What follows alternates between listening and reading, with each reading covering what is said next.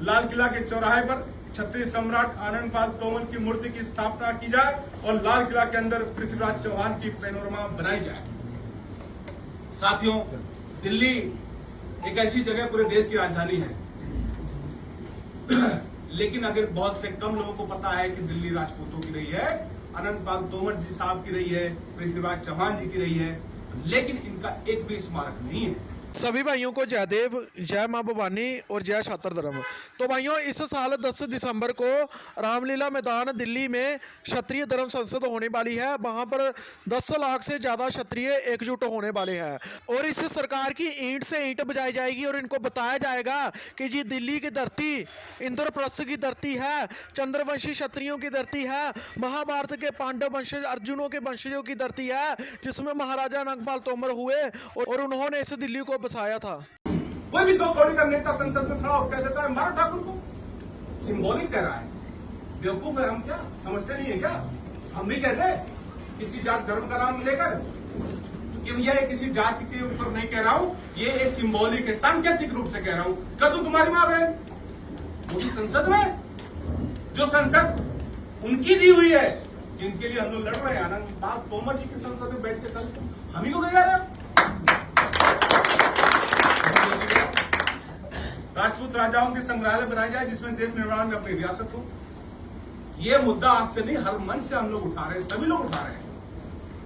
543 रियासतें, 3000 करोड़ की सरदार वल्लभ भाई की प्रतिमा बन गई, स्वागत अभी हमें कोई तकलीफ नहीं। लेकिन 500 करोड़ रुपए वहीं बगल में राजपूत राजाओं के संग्रहालय बना देते, दिल्ली में बना देते, कहीं बना देते।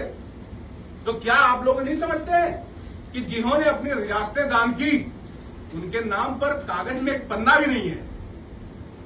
किसी एनसीईआरटी के बोर्ड में, सीबीएसई के बोर्ड में, आईसीएसई के बोर्ड में, किसी भी पाठ्यक्रम में कहीं है 543 रियासतों की कहानी? नहीं है।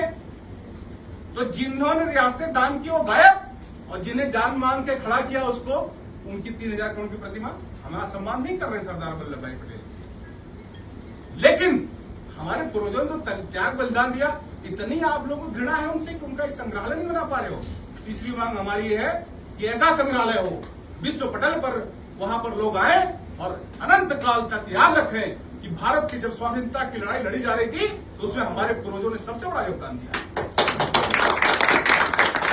Pre sensor board review committee का गठन हो, सेंसर बोर्ड की लाइन सब में लड़ी। यहाँ पर प्रसून जोशी जी थे कि पद्मावत आंदोलन हो रहा था, कह के हम लोग थक लिए, लेटर लिख के थक लिए कि भाई साहब हमें पता चला है उसमें मां पद्मावती के ऊपर कुछ अक्षम्य दृश्य है, उस दृश्य को हटाने के लिए नहीं। सेंसर बोर्ड के चेयरमैन होने के बाद भी उन्होंने सुनवाई नहीं की। तो आपको अगर ठाकुरों को बदनाम करना है, अमरीश पुरी का कैरेक्टर दिखाकर फिल्म के माध्यम से, सेंसर बोर्ड के माध्यम से, ओटीटी का जमाना है, बहुत सारे ऐसे डिजिटल प्लेटफॉर्म पर ऐसे काम किए जा रहे हैं जिससे हमारी छवि को धूमिल करने का, क्योंकि आपको मसाला चाहिए। वो मसाला किसमें मिलता है? जो शक्तिशाली आदमी गाली बको तो मसाला मिलेगा। संसद में कह रहे हो ठाकुर को मारो तो बहुत लोग आपको सम्मान करेंगे। संसद से बाहर निकलकर भले ही वो कह रहे हैं कि हमें सुरक्षा चाहिए, मांग रहे हैं गृह मंत्रालय से, भाई साहब सुरक्षा दे दो, ठाकुर हमारे पीछे पड़े हैं। जय राजपूताना। अब इतनी हिम्मत थी तो तुमने चैलेंज क्यों किया? तो इसलिए सेंसर बोर्ड हमारा एक होना चाहिए कि हमारे किसी पूर्वज, किसी ऐतिहासिक व्यक्ति, समाज के ऊपर क्षत्रिय ठाकुर शब्द लगाकर कोई भी आप दृश्यवत दिखाओगे तो हमारा सेंसर बोर्ड पहले पास करेगा, उसमें नकारात्मक छवि होगी तो हम नहीं चलने देंगे।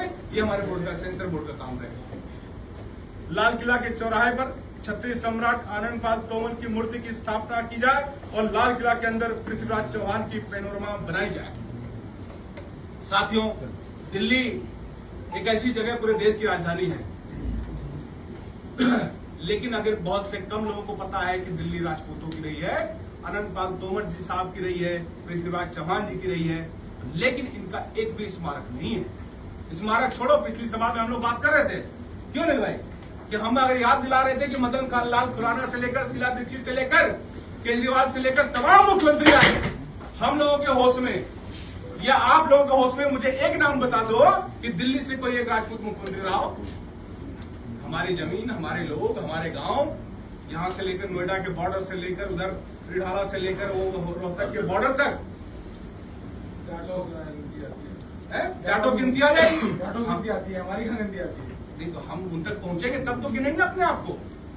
पूरे चौहानों गांव के गांव भरे पड़े हैं यहाँ पर, उनको बीच में जा रहे हैं आप लोग, पता चल रहा है लोगों के देखिए यहाँ कोई संगठन भी है, काम भी कर रहा है, समाज के प्रति जागरूक युवा भी है।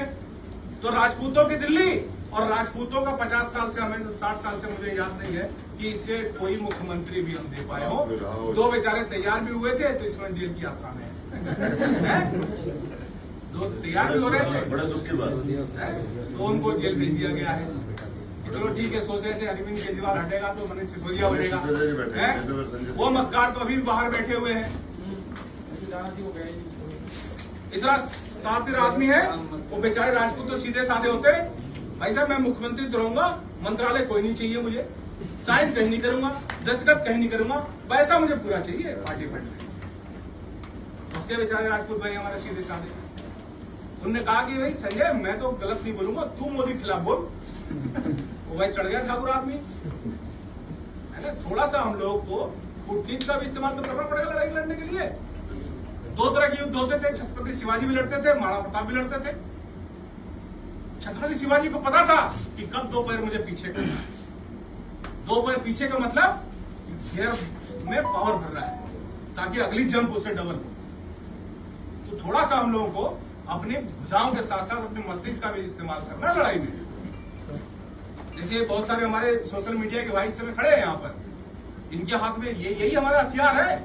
दिखाओ इस समय कि देश के कोने कोने से बैठकर युवाओं ने 10 दिसंबर को तैयारी करने की, धर्म संसद की तैयारियां कर दी हैं। आगाज होगा दिल्ली में, चारों कोनों से हम जाम कर देंगे इसको। बनाओ बवंडर साले को, इसको इतना बवंडर बनाओ कि सरकार 10 दिसंबर से पहले बुला ले, भाई बैठ जाओ, भाई क्या 10 मांगे तो मीडिया वाले भी दिखाई दे रहा है। लेकिन बैठना नहीं है, नहीं बैठना नहीं है, लड़ाई तो लड़नी है, विचार करना है। लेकिन बवंडर बचाना है। बवंडर इतना बचाओ 10 दिसंबर को हमारे जो ये केवल दिल्ली एनसीआर के ठाकुर अगर जाग जाए ना तो 10 रामलीला मैदान भर जाए यहाँ पर। 19 लड़के बलिया और आजमगढ़ के अभी भी वो धारा है, मैं नाम नहीं ले चलूंगा, बलिया में अभी घटना भी हो गई है। हमारे ऊपर दुर्भाग्य है कि वहां का सांसद राजपूत, विधायक राजपूत, कैबिनेट मंत्री राजपूत, लेकिन जब 16 बच्चों के ऊपर अभी 10 दिन पहले 302 की FIR में होती है तो उसमें अवनीश सिंह को कूदना पड़ता है। क्यों? क्योंकि सबकी जुबान में ताला लगा हुआ है, सबको राजनीति करनी है। तो मैंने समाज को भी ललकारा, मैंने कहा जब मंत्री जी की गाड़ी आती है ना तो पीछे हाथ लगा के ऐसे भागते हो पीछे पीछे सेल्फी लेने के लिए। तो समाज का जब आदमी जाते हो, कोई जाता है तब कहते हो चंदा काटने आ गया। साले तुम लोग जाओ मंत्री जी से कह लो, बात कर ले SSP कप्तान से, कर ले तुम्हारी पैरवी। 15, 16 साल के बच्चों को 302 का मुलजिम बना दिया गया। वहां कौन है कैबिनेट मंत्री? दयाशंकर सिंह। कौन है सांसद? वीरेंद्र सिंह। MLC ठाकुर, MLC पप्पू सिंह सांसद, चंद्रशेखर जी के बेटे वहां से चंद्रशेखर सांसद, राजपूतों का गढ़ कहा जाने वाला, और 16 लाखों के ऊपर विधायक ठाकुर, विधायक ठाकुर वहां पर घटना है। वहाँ का विधायक ठाकुर इकलौते उत्तर प्रदेश का बसपा विधायक है। वो जाता है, जो मरे हैं उनके दरवाजे पे नहीं गए, जाके उसको 10 लाख रुपया। अब मैं समाज को भी मैं कहता हूं कि जो विधायक जी आ जाते हैं तो लगता है भगवान श्री राम प्रकट हो गए हैं। जो हमारे संगठन जिलाध्यक्ष चाहता है तो तुमको लगता है कि यार कोई आदमी आके चंदा काट ले जाएगा। तुम्हारी दुर्गति तो इससे भी बुरी होनी चाहिए। लेकिन हमने समाज का बीड़ा उठाया है तो हमें कोई प्रोटोकॉल तुमसे नहीं चाहिए, हम लड़े। आप लोगों ने देखा भी होगा वहां पर जो है कि कप्तान से हमारी बहस हुई, वहां के सीओ से बहस हुई, हमने आंदोलन किया, वहां पर धरना प्रदर्शन किया, तब जाके थोड़ी बैलेंस हो रहा है। क्यों? क्योंकि ये हमारी 6वीं मांग, राम मंदिर में क्षत्रिय समाज की भागीदारी सुनिश्चित की जाए। इससे बड़ा दुर्भाग्य राम मंदिर के लड़ने वाले वहां आसपास के 52 गांव ठाकुरों के जो अभी भी, जैसे ये भाई साहब चप्पल पहन के नहीं करे, वहां पर अभी भी बहुत से लोग जूते नहीं पहन रहे जब तक निर्माण नहीं हो जाएगा। 500 साल से सरारासी गाँव 500 साल से उस गांव में लोग अभी भी मंदिर निर्माण की प्रतीक्षा कर रहे हैं। अयोध्या से जो गाजीपुर में भी जाके बसे हम लोग सूर्यवंशी, हम लोग भी उस समय बड़ा दुर्दशा था, बाबा जिंदा थे तो चमड़े के चप्पल भी नहीं पहने। तो आपने अपने राजनीतिक दृष्टिकोण से उस ट्रस्ट में हर दलित से लेकर ब्राह्मण सब कुछ रख दिया, हमें दिक्कत नहीं है। एक हमारे समाज का भी डाल दो उसमें, किसी को भी डाल लो, प्रशांत भाई को डाल दो, पीके भाई को डाल दो, अनिल भाई को डाल दो, हाँ जी डाल दो जी। किसी भी डाल दो तुम्हें ना, जो भी लोग काम करें उससे अच्छा ही काम करेंगे, सीट रिजर्व की जाए। अब राजपूतों का पुश्तैनी काम क्या है? राजपूतों का पुश्तैनी काम शासन करना है, एडमिनिस्ट्रेटिव कैपेसिटी, एडमिनिस्ट्रेशन करना हमारा पारंपरिक काम है। और आपने क्या काम किया? आपने हमें चुनाव लड़ने से वंचित कर दिया।